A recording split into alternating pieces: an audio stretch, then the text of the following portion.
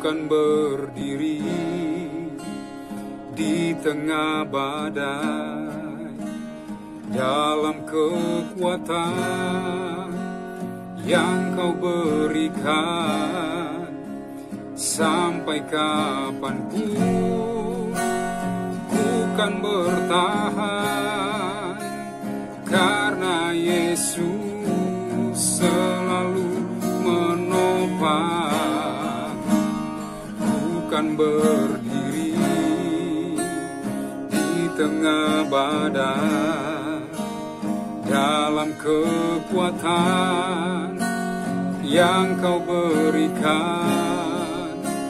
Sampai kapanpun ku kan bertahan, karena Yesus selalu menopang hidupku. Haleluya. Salam saudaraku yang diberkati Tuhan, dimanapun saudara berada. Senang jumpa kembali bersama dengan saudara. Hari ini saudara-saudara, saya akan menyampaikan sebuah kebenaran firman Tuhan dengan judul Kuat di Masa yang Sukar. Baru saja pujian yang tadi saya nyanyikan hendak mengajarkan kepada kita bahwa kita akan tetap kuat berdiri di tengah badai, karena Tuhan Yesus selalu menopang kita. Tuhan Yesus selalu menyertai kita.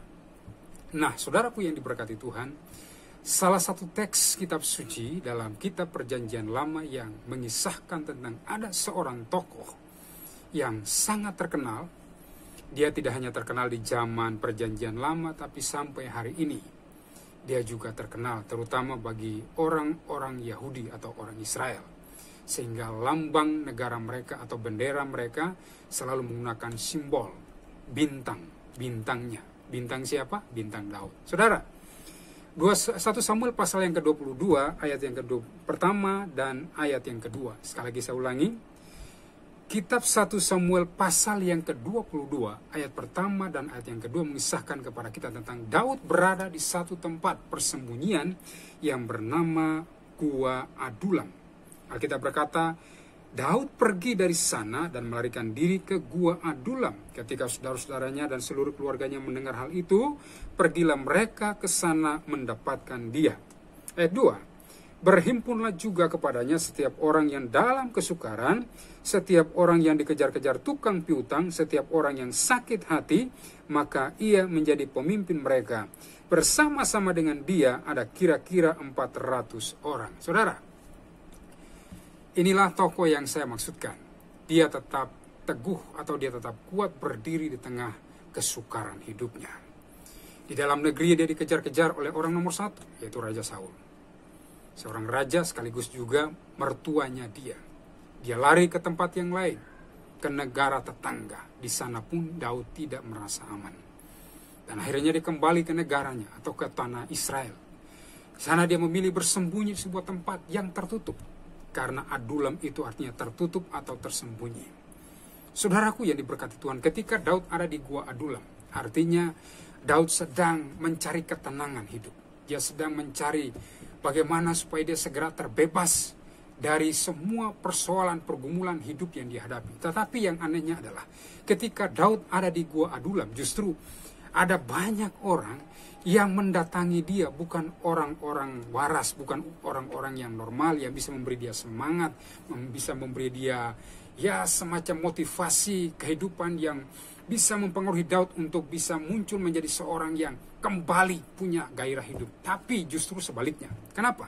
Karena ayat 2 menyatakan bahwa ketika Daud ada di Gua Adulam, ada 3 kelompok orang yang mendatangi Daud. Yang pertama, orang-orang yang dalam kesukaran. Kedua, orang-orang yang dikejar-kejar oleh tukang piutang.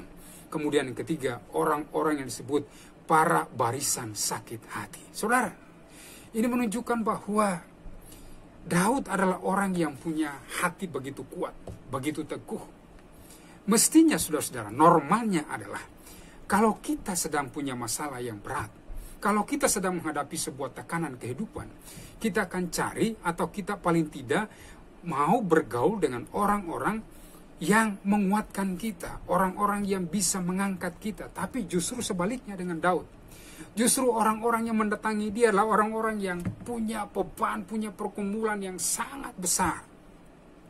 Dalam kesukaran, orang-orang yang punya utang yang gak lunas-lunas, mereka sedang dikejar-kejar debt collector, penagih hutang. Kemudian orang-orang yang sakit hati.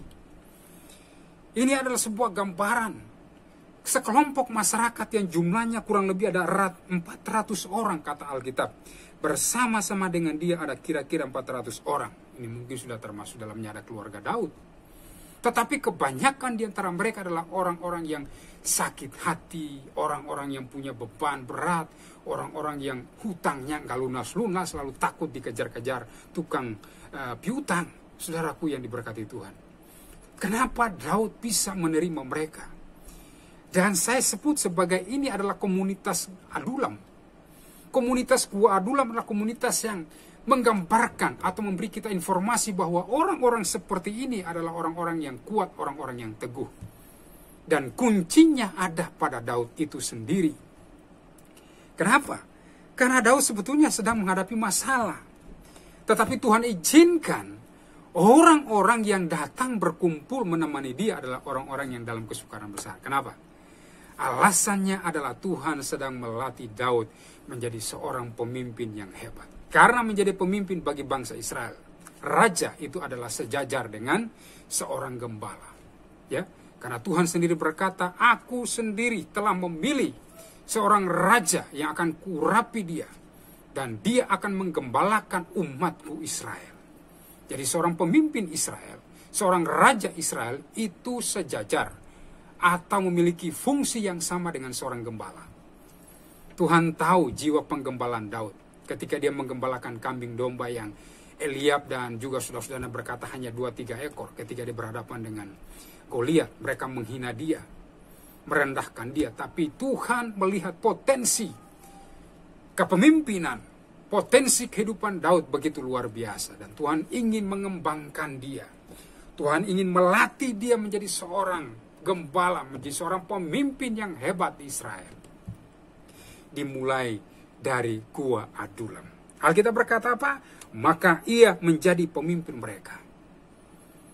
400 orang, orang-orang yang tidak normal. Mereka bermasalah semua. Barisan sakit hati. Orang-orang yang punya beban berat, tapi Daud terima mereka. Kenapa? Karena Daud sedang belajar satu prinsip hidup.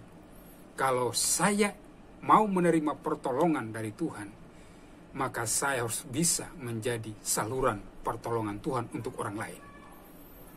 Saudara mungkin bisa nangkap maksud saya. Artinya, kalau saudara ingin mendapatkan pertolongan, maka ulurkan tanganmu untuk menolong orang lain. Kalau saudara ingin keluar menjadi seorang pemenang, maka saudara harus bertarung sampai tuntas.